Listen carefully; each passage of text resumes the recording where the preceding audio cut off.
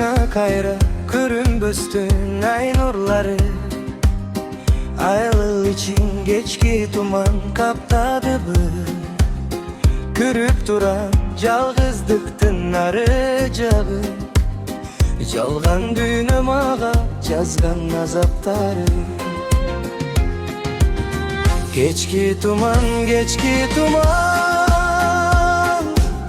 махаббаттын баары жалган. Кечки туман, калтырдың го жүрөгүмгө жалаң арман.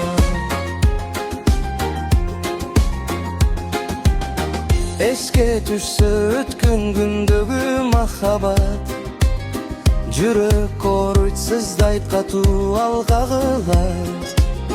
Geçirip koy meni canım ey ardağım, bilem bir gün başka sağa jolugharım. Geçki tuman, mahabbattın bari жалган. Geçki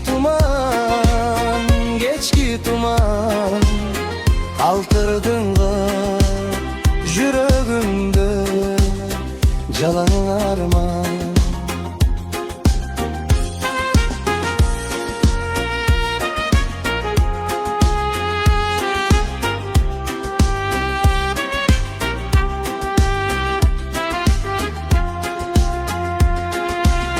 Өткөн күндөрдүн сулуулугун сагынам, тартуулаган мага сүйүүнү сен жактан. Мына эми мен өкүнөм, мен кайгырам, жаман экен жакын адамдан айрылган. Кечки туман, махаббаттын баары жалган. Кечки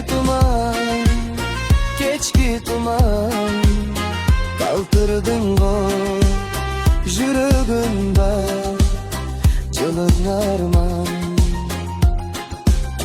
Кечки туман, махаббаттын баары жалган. Кечки туман, калтырдың го жүрөгүмдө жалаң арман.